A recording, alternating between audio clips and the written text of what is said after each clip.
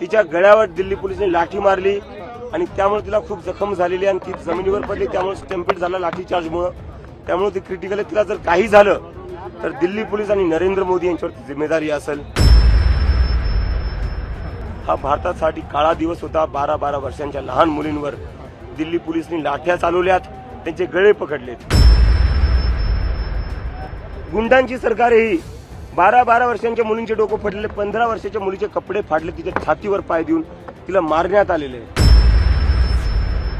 नड्डांच्या घरी नुसता time waste केला नड्डांनी. कल हमने देखा कितनी ब्रूटैलिटी के साथ, कितनी क्रूएल्टी के साथ दिल्ली पुलिस ने बच्चों को पीटा है. 12-12 साल की बच्चियों का सर फोड़ा है दिल्ली पुलिस वालों ने. और ये जो सर फोड़ा है वो मेल पुलिस ऑफिसर्स ने फोड़ा है. मेल पुलिस ऑफिसर को मैंने खुद देखा है 12-12 साल की बच्चियों का गला पकड़ते हुए, 15-16 साल की लड़कियों का गला पकड़ते हुए. ये लड़की यहाँ पर बैठी है, अब इधर आइए. ये लड़की को आप दिखाइए. इस लड़की के दिल्ली पुलिस के मेल ऑफिसर ने कपड़े फाड़े, इसके छाती पर पैर दिया है और इसकी छाती पर पैर देकर इसको पीटा है. क्या ऑर्डर से दिल्ली पुलिस को? बच्चों का खून करने के ऑर्डर से. जो धर्मेंद्र प्रधान 20 से ज्यादा स्टूडेंट्स की मौत का जिम्मेदार है, उसको बचाने के लिए नरेंद्र मोदी के और बच्चों का खून बहाना चाहते थे. कल हमें हमारा प्रोटेस्ट कॉल ऑफ करना पड़ा क्योंकि हम नहीं चाहते थे और बच्चों को चोट लगे, हम नहीं चाहते थे और बच्चों का सर फूटे. कल तो पता चल गया कि सरकार को बच्चों की जान की चिंता नहीं है. जिस तरह से दिल्ली पुलिस के कर्मचारी लाठियां घुमा रहे थे बच्चों के ऊपर, जिस तरीके से सर फोड़ रहे थे, उससे तो एक चीज क्लियर पता चलती है, उनको ऑर्डर्स मिले थे कि किसी की जान भी जाए तो चलेगा, लेकिन इन लोगों को इतना पीटो कि इसके बाद ये लोग कभी सरकार से सवाल ही ना करें. अगर मार्च को रोकना ही था तो ये वाटर कैनन गन्स भी यूज कर सकते थे. बच्चे ही तो है ना, 17-18 साल के बच्चे थे ये. 1 महीने से यहाँ पीसफुल बैठे हुए थे हम, कुछ गड़बड़ नहीं हुई. कल दिल्ली पुलिस की तरफ से पहला हमला हुआ, दिल्ली पुलिस ने लाठी चलाई, उसके बाद भगदड़ मची है. एक लड़की है जो अभी भी आरएमएल में सीरियस से क्रिटिकल है, उसके गले पर पुलिस ने लाठी चलाई है. वो क्रिटिकल है क्योंकि गले पर लाठी चलने के बाद वो लड़की जमीन पर गिर गई, उसके बाद स्टैम्पीड हुआ. उस लड़की को अगर कुछ हो जाता है तो उसके लिए दिल्ली पुलिस और नरेंद्र मोदी की सरकार जिम्मेदार है.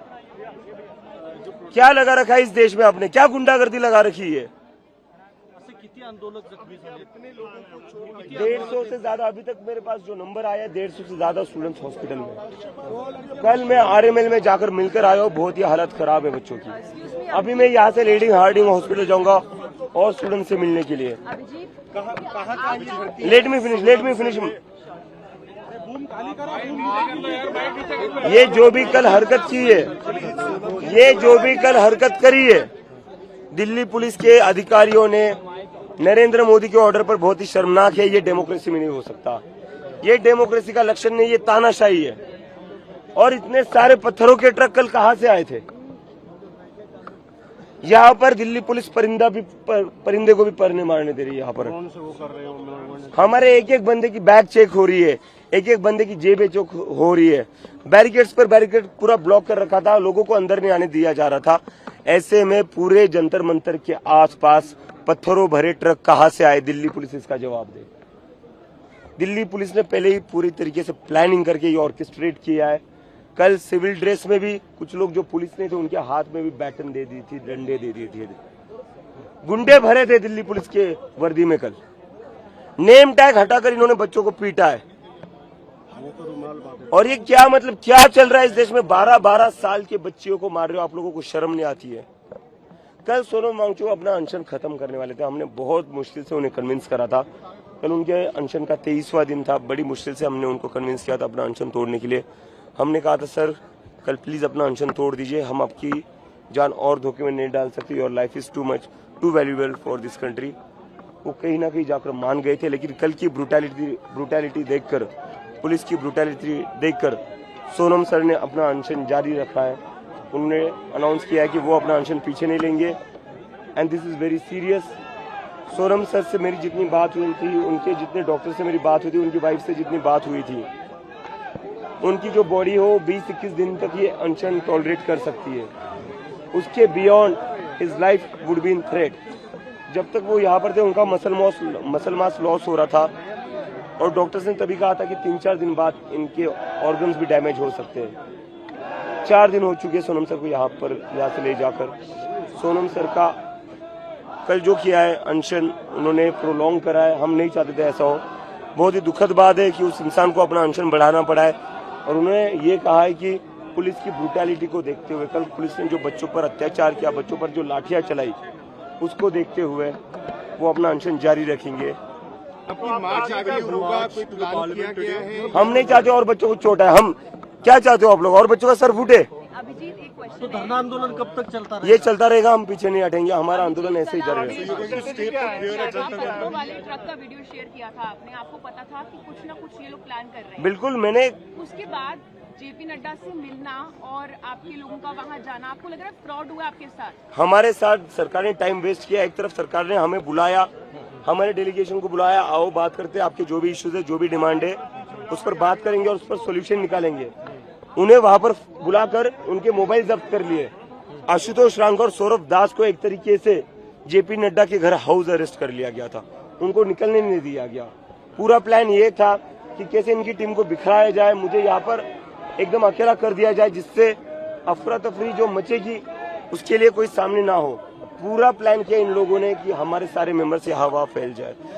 इसीलिए उन्होंने आशुतोष रांग को और सौरभ दास को 5 घंटे तक जेपी नड्डा के घर पर बिठाकर टोटल टाइम वेस्ट किया है। एक तरफ आप बातचीत करने बुलाते हो और दूसरी तरफ बच्चों पर लाठियां चलाते हो।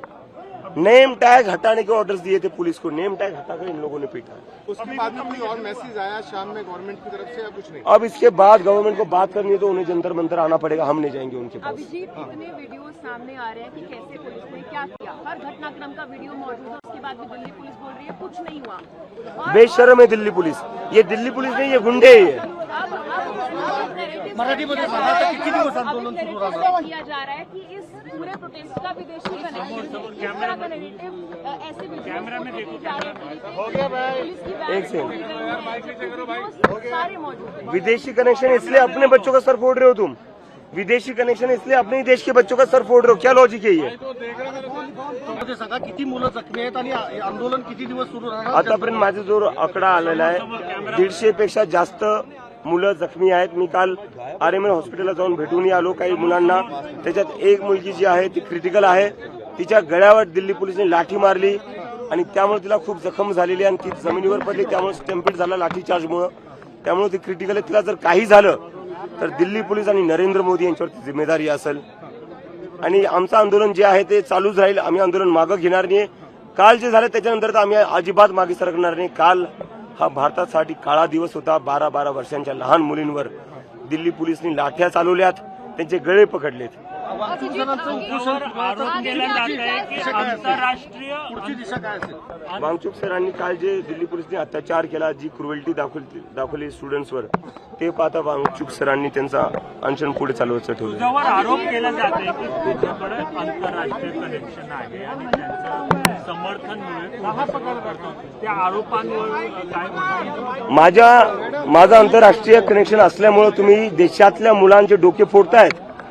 माझं आंतरराष्ट्रीय कनेक्शन असल्यामुळे तुम्ही 12-12 वर्षांच्या मुलींचे डोके फोडतायत। काय भान आहे की नाही या सरकारला? गुंडांची सरकार ही 12-12 वर्षांच्या मुलींचे डोके फोडलेले, 15 वर्षाच्या मुलीचे कपडे फाडले, तिच्या छातीवर पाय देऊन तिला मारण्यात आलेले। माझं आंतरराष्ट्रीय कनेक्शन असल्यामुळे तुम्ही तुमच्याच देशातल्या मुलींना मारतायत। जेपी नड्डाच्या घरी काल नेमकं काय? आणि माझं जर आंतरराष्ट्रीय कनेक्शन असेल तर आरोप कशाला लावताय? इन्व्हेस्टिगेशन करा, आरा सगळं बाहेर दाखवा मीडिया समोर। नड्डाच्या घरी काल नेमकं काय झालं? नड्डांच्या घरी नुसता टाइम वेस्ट केला नड्डांनी।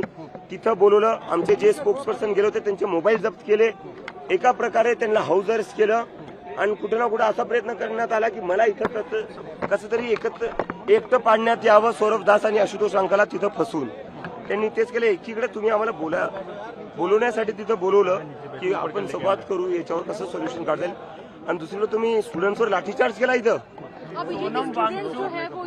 परिस्थिती काय अवस्था आहे, काय बोलणं झालंय तुझं? माझं सोनम सरांसोबत बोलणं झालंय, कारण की पोलीस अजूनही त्यांच्यासोबत बोलणं होऊ देत नाहीये त्यांच्या वाईफ सोबत माझं बोलणं झालंय. त्यांची वाईफ सांगते की त्यांनी अनशन पुढे सुरू ठेवणारे आहेत ते, आणि आम्ही सगळे खूपच चिंतित आहे त्यांच्यासोबत. अडवतायत का? तुला अडवतायत? मला अडवत आहेत आणि फोन घेऊन जाणं अलाउड नाही आहे तिकडे. थँक्यू.